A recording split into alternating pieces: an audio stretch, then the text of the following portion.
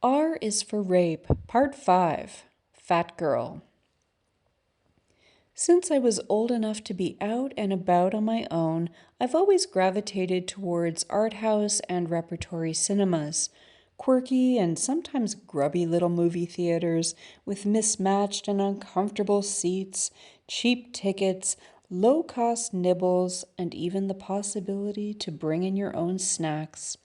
They usually have a single screen, maybe two if they're a little posher, and they show classic films, less new or less popular films, foreign films, cult films, and sometimes just weird ass stuff chosen based on the whim of the cinema's manager.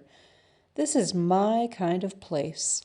I hate blockbuster venues and multiplexes and happily ever after films starring the same overpaid plastic bimbos and himbos.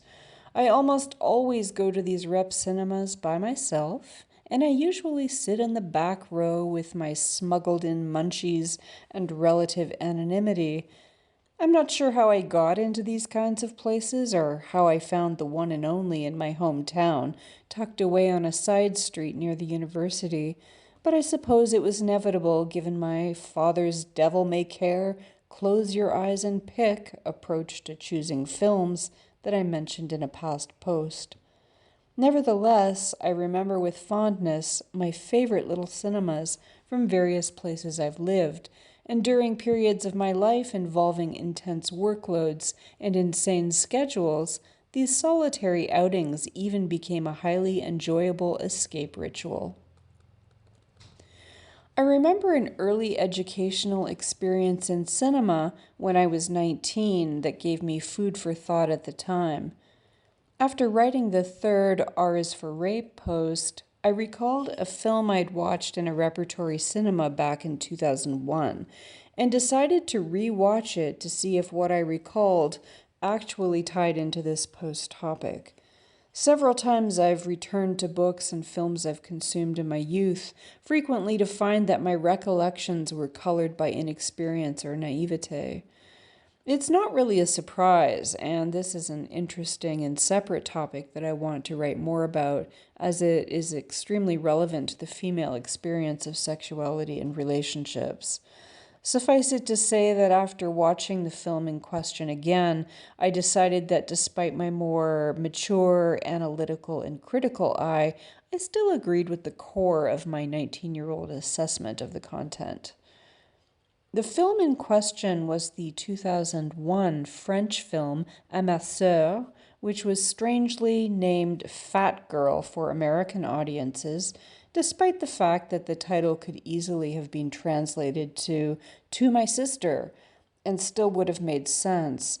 But socio-political agendas were likely at work in this rebranding and refocusing, and thus the point of the film was likely at least partially lost to most American viewers.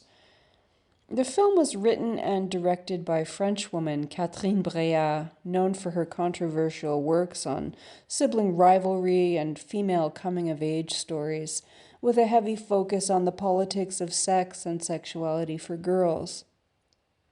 For some, especially liberal feminist types, this might automatically indicate that she's a feminist. Having a female protagonist, especially one exploring her sexuality, means the content is feminist, right? Well, not really. There's nothing positive or liberating about her girls' stories. They're just depressing and extremely limited in their truth.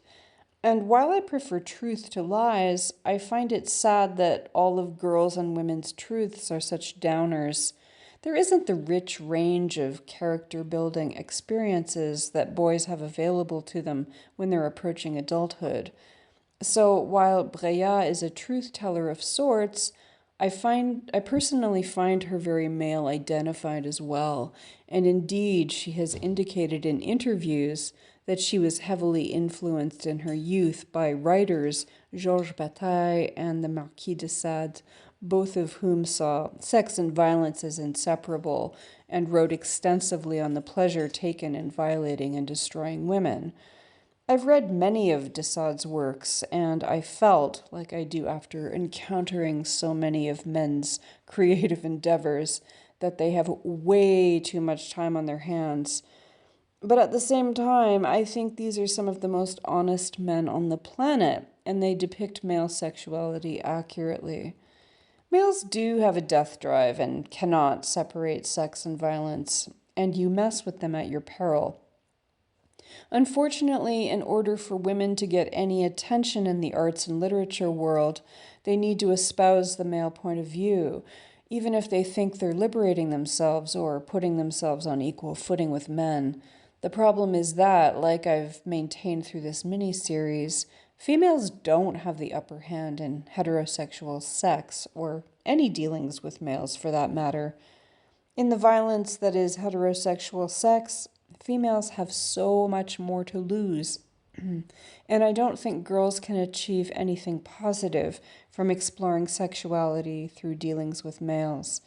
And this truth makes for very limited and disheartening female stories, perhaps why we have so few of them and so many princess fairy tales. Boring as shit. À ma sœur, or Fat Girl, is about 15-year-old Elena and her 12-year-old sister Anaïs. Both are suffering various delusions resulting from living in a patriarchal society and a dysfunctional family, and are well prepared for the ravages of heterosexual life. They both have worrisome obsessions with losing their so-called virginity. The older one, classically pretty, is looking for a love and respect that just doesn't exist. And the younger, overweight and a little strange, wants to get the whole virginity thing out of the way, as she mistakenly believes that experienced women have more value. Anaïs spends time talking to herself and her imagined future lover, and spying with much derision on her sister during her sexual pursuits. Elena ends up with an Italian man who employs every consensual rape tactic in the book to get what he wants, and Anaïs ends up forcibly raped by a stranger, which she twists to fit her fantasy of giving it up to a man who means nothing, sort of a fucked up consensual raping. So ultimately, both girls get what they want, but don't make out well. Sort of an anti-princess fairy tale, or more basically, versions of realities that most girls end up with.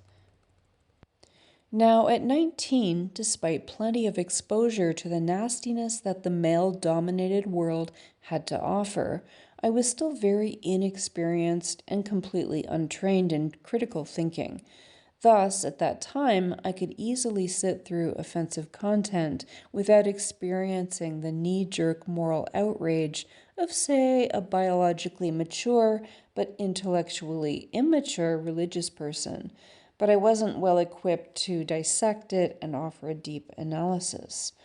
Rewatching this film at 52 was interesting. First, I found it extremely cringeworthy and difficult to sit through, partly because I've lost patience with and tolerance of heterosexual female problems, which I now consider to be almost completely avoidable, but are endlessly talked about as if they're not.